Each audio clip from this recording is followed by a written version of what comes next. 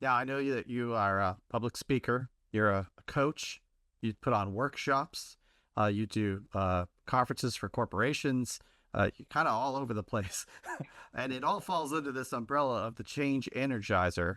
So tell me how, uh, you know, give me some examples of how you're transforming people's lives. Maybe some examples from some recent work that you've been doing that has really helped some folks.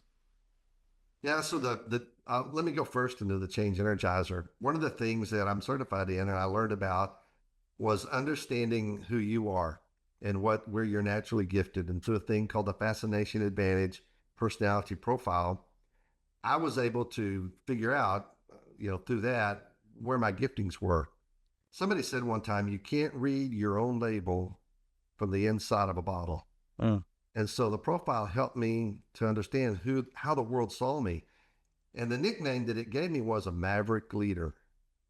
And a Maverick Leader is somebody who is very creative and has innovation and is not afraid to take action. And that's where the Change Energizer came from. It is innovation and take action change. And so that's a lot of what I've done with a lot of leaders who needed to change, who wanted to change, and were apprehensive about how to take action and how to do that. So the workshops that I've built and delivered around the country are really around that theme. And I've helped to become the change energizer for them so that they can step fully into what they're gifted to do as an entrepreneur or a corporate entity or whatever it is. Usually somebody is stuck and something's going to have to change to get you unstuck. So that's what I've been doing for the last few years. Can you think of any specific examples?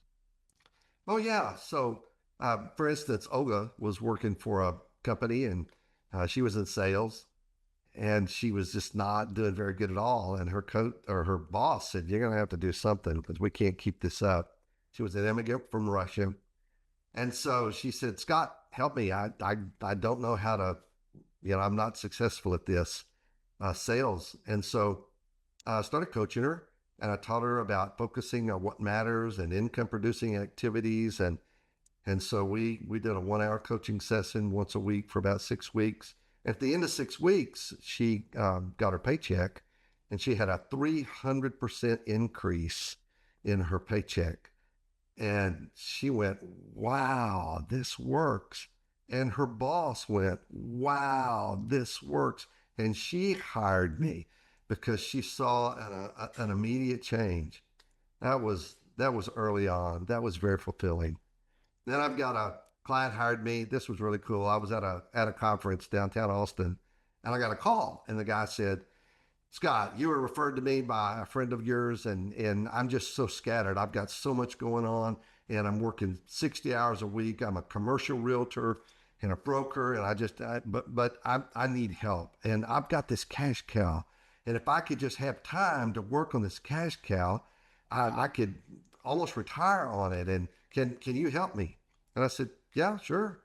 And so we got into that same scenario with coaching 1 hour a week, and that was a 3 year stint. And in that 3 years, he and his part-time assistant to five other commercial realtors and two assistants.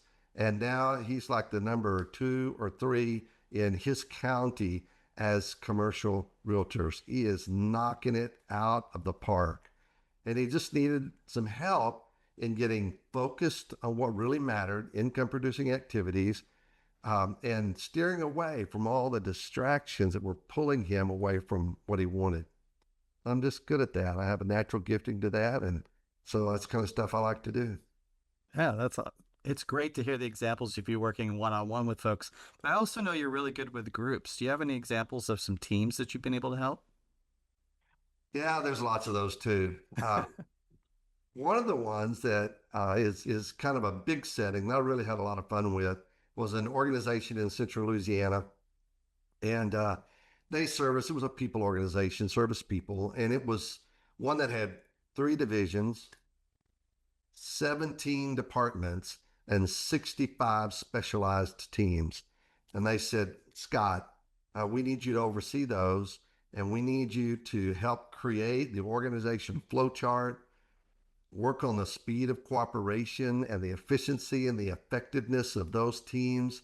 So here, and they just handed it to me. And there were a couple of things that went along with that that were very interesting. Number one is, to be successful, you have to have the permission of people to speak into their lives. And it took me a little while to get their permission. And I can remember one time I was asked to do something. So I went to one of the secretaries and I said, hey, I need a printout of the list of the people that were at this last conference. And they said, well, I'm not your secretary. I can't help you. Uh, Okay. So I went down. I didn't have a secretary. So I went down the office to the next one. And they said the same thing. You're not, I'm not your secretary. I can't help you. I've got to work for so-and-so. So at the staff meeting, or before the staff meeting, I went to the person that I directly reported to, and I said, "Hey, I went to some of these people that you said would help me," and they all blew me off. Said no. So at the next staff meeting, he said, "Hey, Scott is working here. He doesn't have his own secretary, and he is not going to ask you to do very much, but he may ask you to come and do some things. And if you would, then I appreciate you working with him."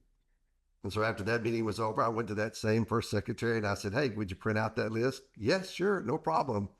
And I thought, oh my word, what a corporate mess. It's not my job. I'm not going to do it. But that is one of those obstacles that in teamwork you have to overcome and deal with about cooperation and, being siloed. But anyway, that was a group of 17 departments. And so once a quarter, I would meet with all of the people in a group of that 17. And we would cast vision together, talk about what we were doing, how I could help them. And it took them 2 or 3 months for them to have enough trust in me that they would buy into how I was trying to help them.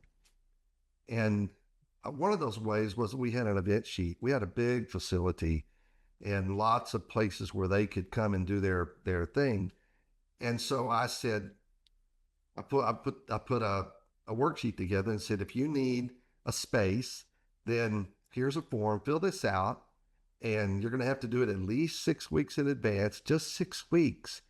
And so they really begrudgingly filled that out. They like to just call and get it done, but they started filling that out. And over about a 6-month period, all of them having their different activities, it blew them away at how much more the space was prepared. Everything was ready. All the AV equipment that they needed, everything, handouts, everything were ready to go. And by the end of a year, I had 100% full cooperation from that team. And it was great. And it was very successful.